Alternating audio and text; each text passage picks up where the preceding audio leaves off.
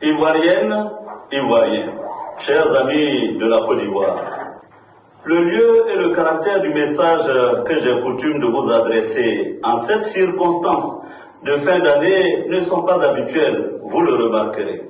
La destinée certainement m'y contraint et malgré le mal-être qui m'est...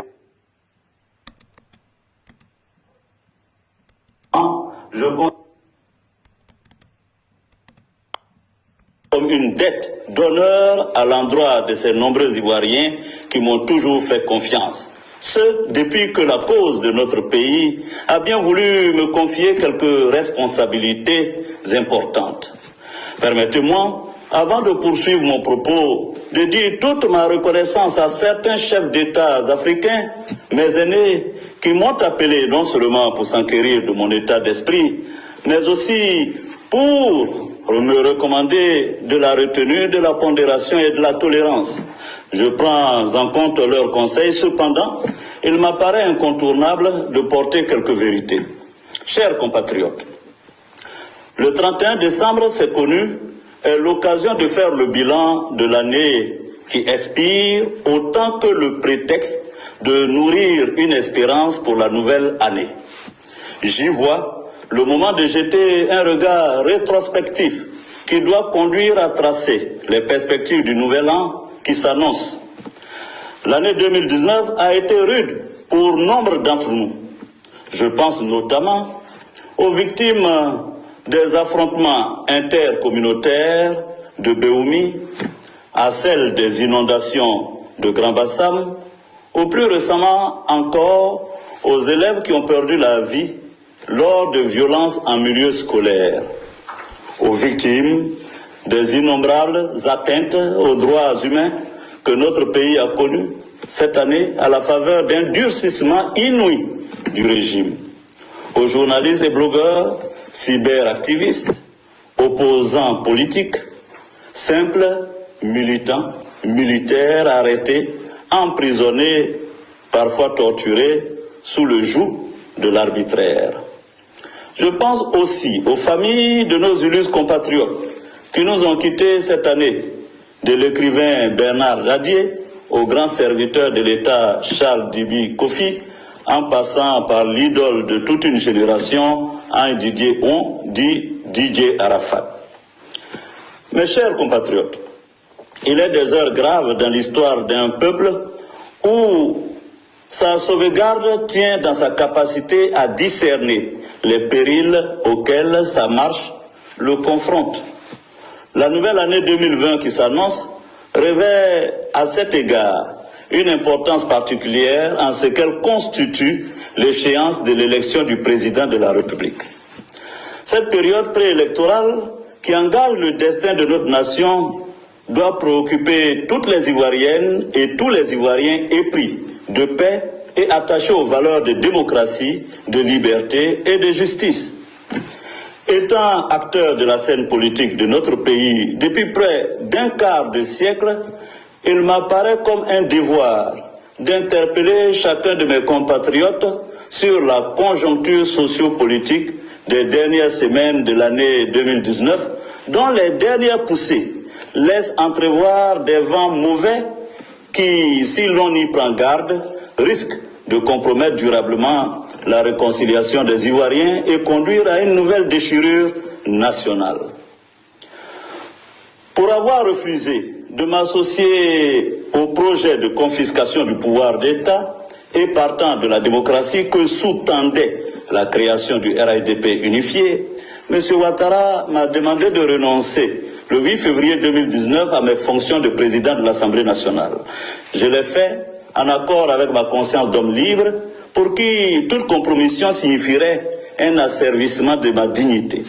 Depuis lors, et vous en avez été témoin, je subis avec les miens, de façon encore plus violente, avec une hargne redoublée et une haine inexpliquée, de nombreuses attaques du régime, épuration de mes collaborateurs et compagnons de toutes les institutions de la République et entreprises d'État, harcèlement de mes partisans dans toutes les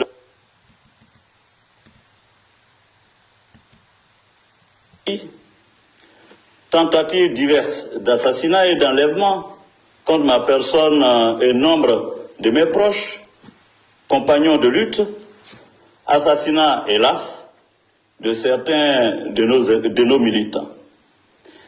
Si je partage avec vous ces violations non exhaustives, ce n'est ni pour pleurnicher, ni pour geindre sur notre sort, loin s'en faut, mais plutôt pour vous faire prendre conscience que ces attaques représentent à elles seules des entailles béantes dans la démocratie que nous avons tenté de construire pendant ces 3 dernières décennies.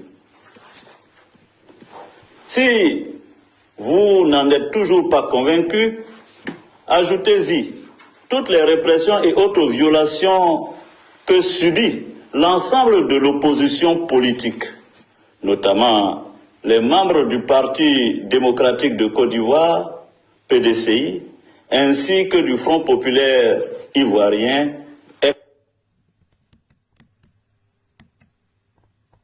Vous comprendrez le glissement autocratique du régime actuel. Il est devenu, hélas, périlleux d'être opposant en Côte d'Ivoire. Ivoirienne, Ivoirien, comme vous l'aurez noté après avoir opté pour la liberté plutôt que la compromission, j'ai aussitôt entrepris de proposer aux Ivoiriens un nouveau projet moderne, tourné vers le bien-être des populations, en initiant un mouvement citoyen dénommé Générations et Peuples solidaires. Les activités d'organisation, de promotion et d'implantation de GPS m'ont conduit, comme vous le savez, à effectuer une longue tournée européenne qui m'a tenu hors du pays 6 mois durant. En octobre dernier, j'officialisais ma candidature à la présidentielle d'octobre 2020. Dès lors, il s'agissait pour moi de rentrer au plus vite en Côte d'Ivoire pour lancer véritablement les activités de mon mouvement. Le 23 décembre 2019, l'avion qui me transportait dans mon pays a été empêché d'atterrir à Abidjan en raison d'un déploiement agressif des forces de défense et de sécurité, aussi bien dans l'enceinte de l'aéroport que sur l'ensemble de la ville, contraignant le pilote à dérouter l'appareil sur Accra, au Ghana. Aussitôt, les adhérents de GPS qui s'étaient mobilisés pour m'accueillir ont été pourchassés, dispersés et brutalisés. Les forces de police et de gendarmerie, appuyées par des forces parallèles encagoulées, ont investi le siège de GPS pour en arrêter les dirigeants. Dans le courant de la soirée, le gouvernement annonçait un mandat d'arrêt contre ma personne. Les motifs évoqués sont tentative d'atteinte à l'autorité de l'État et à l'intégrité du territoire national, détournement de deniers publics, recel et blanchiment de capitaux portant sur la somme de 1,5 milliard de francs CFA. Le bilan de la répression s'établit ainsi. 5 députés de la nation, dont un président de parti politique pour lesquels l'immunité n'a point été levée, 2 présidents de partis politiques, des diplomates, des élus locaux, des adhérents et militants de GPS, et bien d'autres sympathisants et membres des partis politiques et mouvements de soutien, arrêtés aussi et jetés en prison. Je veux ici saluer le courage de tous les militants et des dirigeants de GPS éprouvés, à leurs familles accablées par la douleur de leur absence en ces périodes de fête de fin d'année. J'adresse ma compassion et les assure de mon total soutien. À tous ces amis et frères emprisonnés, j'exprime d'ailleurs toute ma solidarité. J'en appelle aussi à votre solidarité, ainsi qu'à celle des parlementaires du monde entier qui voient ainsi 5 de leurs homologues illégalement détenus au mépris des droits que leur confère leur statut. Mes chers compatriotes, ce soir, je voudrais vous le dire avec gravité, ce qui se joue actuellement engage le destin de notre pays. Ce qui se joue tient à la sauvegarde de la démocratie dans notre pays. Il ne s'agit ni plus ni moins pour M. Ouattara, en totale violation de la Constitution, que de vouloir faire un troisième mandat, d'ostraciser un candidat déclaré à l'élection présidentielle et de museler définitivement l'opposition politique. Revenant aux accusations portées contre ma personne, jamais, je dis bien jamais, il n'a été question pour le candidat déclaré que je suis de tenter une quelconque déstabilisation du pouvoir actuel. Chères Ivoiriennes, chers Ivoiriens, vous me connaissez. Si j'ai assumé la rébellion de 2002, ce n'est pas maintenant que je me...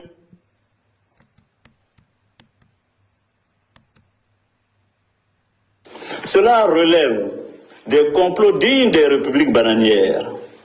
L'enregistrement audio que le procureur d'Abidjan a maladroitement servi lors d'une conférence de presse le 26 décembre dernier est supposé m'incriminer à faire plouf. On aura noté qu'à la question d'un journaliste qui demandait des clarifications sur les circonstances de temps et de lieu de perpétration des faits, soi-disant de présomption d'atteinte à la sûreté de l'État, le procureur de la République a répondu « Bénin, je ne sais pas ». Au surplus, contrairement à ce que le procureur a affirmé dans sa déclaration liminaire, il ne s'agit pas de propos interceptés au cours d'une écoute téléphonique, mais plutôt d'une conversation qui date de 2017. En effet, à l'époque, alors que mes relations avec le président de la République commençaient à se distendre, je suis entrepris par un homme d'affaires au motif de me porter secours, selon ses porteurs, à la tentative d'assassinat serait l'objet de la part du régime d'Abidjan. Suspicieux, je pris la décision heureuse d'informer les services secrets d'un pays européen et des diplomates. Dès lors que nous nous sommes aperçus qu'il s'agissait d'une opération montée de toutes pièces depuis Abidjan, en accord avec les 10 services, nous y avons mis un terme. Mes avocats mettront à la disposition du public les échanges de correspondance qui font foi de ma sincérité. Du reste, j'ai évoqué en son temps la question avec le président de la République. Après vous avoir dit ceci, je vous laisse juge de la sincérité des deux versions qui vous sont servies en vous posant deux questions. 1. Comment expliquer l'inaction du président face à ces faits graves dès réception du dit audio porté à sa connaissance en 2017, soit quasiment 3 ans? Était-il moins grave à l'époque? 2. Interrogeons-nous pourquoi c'est seulement après ma déclaration de candidature, le jour de mon retour en Côte d'Ivoire, que le procureur de la République a été actionné pour engager des poursuites sur des faits dont on dit qu'ils sont aussi graves et dont on a eu connaissance depuis 2017. D'ailleurs, le régime ne s'arrêtera pas à cette tentative de me compromettre. Une seconde opération de ce genre sera menée cette fois par un franco-algérien qui me rendit visite à plusieurs reprises aux mêmes fins. Je voudrais vous rassurer, chers compatriotes, ces reliques exhumées en vue de me porter le coup de grâce feront l'objet d'un traitement judiciaire.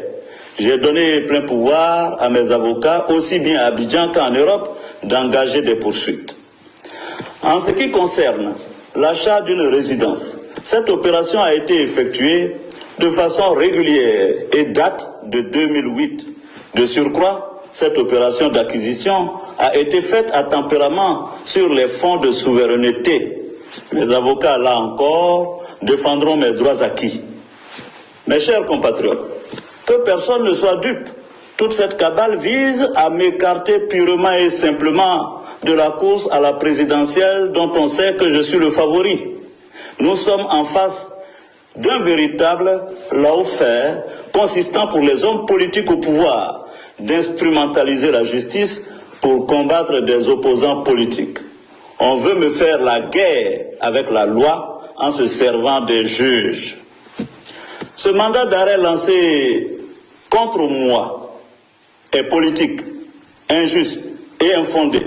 Je le considère comme une trahison, tout comme ces 3 engagements pris avec moi en 2006 en présence d'un ancien chef d'État et par la suite renouvelés devant un grand guide religieux ivoirien et qui n'ont pas été respectés. Belle ironie de l'histoire, M. Ouattara lui-même, qui a été victime en 2000 de bannissement de sa candidature, se trouve aujourd'hui dans le rôle et la posture de celui qui veut bannir. Ivoirienne, Ivoirien, c'est à vous, peuple de Côte d'Ivoire, qu'il appartient de juger des mérites des uns et des autres.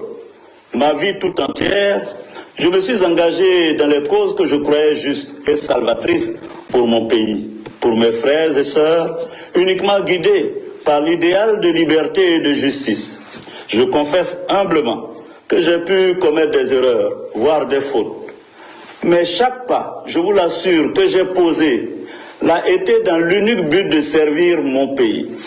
Je me tiens aujourd'hui devant vous avec humilité pour réaffirmer ma détermination à défendre de toutes mes forces et au prix de tous les sacrifices les valeurs qui fondent notre nation. À toutes et à tous, je veux dire qu'il est du devoir sacré d'assumer et d'affermir l'héritage d'une Côte d'Ivoire tolérante, respectueuse de toutes les convictions et de toutes les différences qu'elle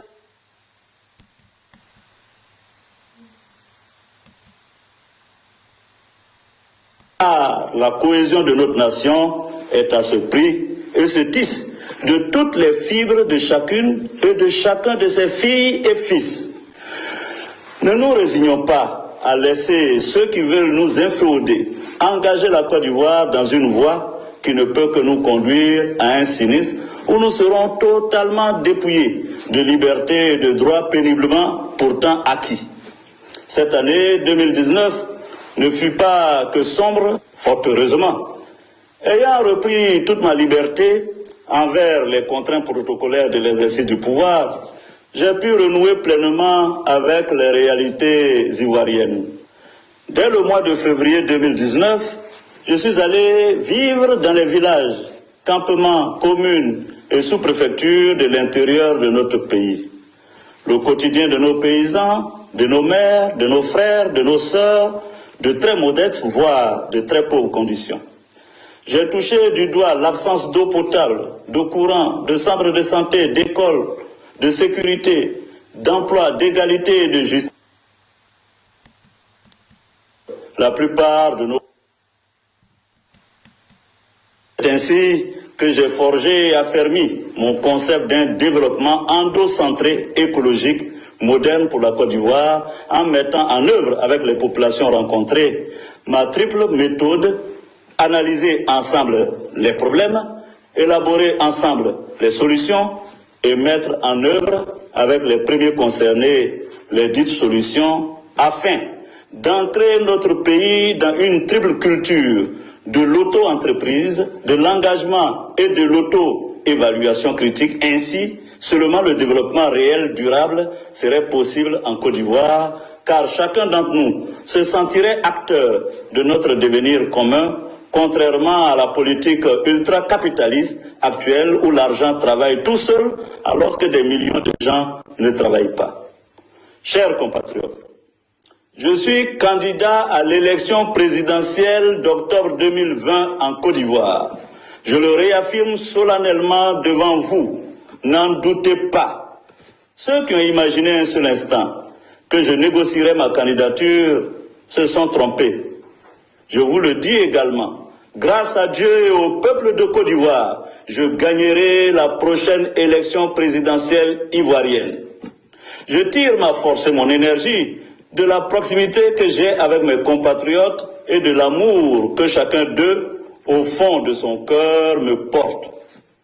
Mes chers compatriotes, dans un monde en mutation rapide, où la transformation profonde de nos sociétés s'accompagne d'une plus grande fragilité de notre environnement écologique et d'une interconnexion des crises économiques, sécuritaires, politiques, sociales, religieuses ou culturelles à l'échelle planétaire, je veux être le président de la République qui œuvrera sans discrimination pour toutes les Ivoiriennes et pour tous les Ivoiriens, y compris mes adversaires politiques de quelque temps que ce soit. Je veux être le président de la République qui relèvera le défi d'une Côte d'Ivoire réellement unie dans l'effort partagé, dans la connaissance valorisée, dans la dignité des personnes sacralisées et dans une vision d'avenir toujours plus affinée par la promotion de l'intelligence collective et des intelligences individuelles.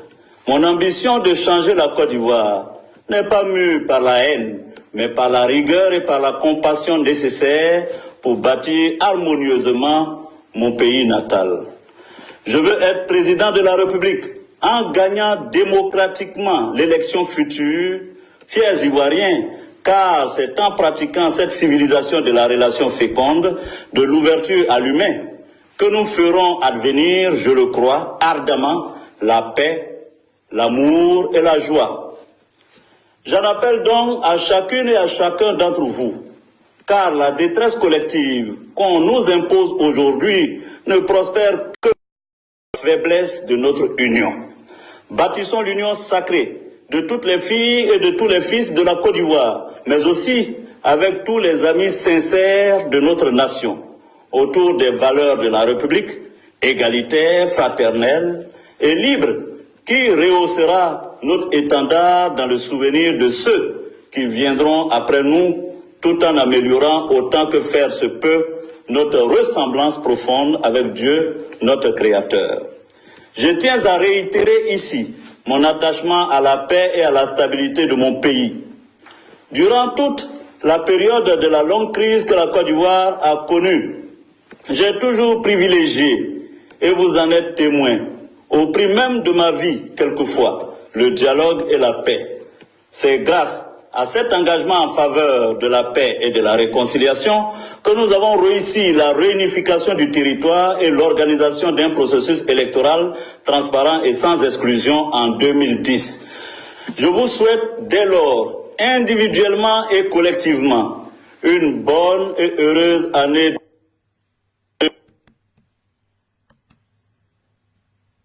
Que la vie intense, la santé, la paix, la joie et l'amour règnent sur toutes nos terres de Côte d'Ivoire et que nous retrouvions une harmonie plus belle, plus vraie et radieuse que jamais auparavant dans notre histoire.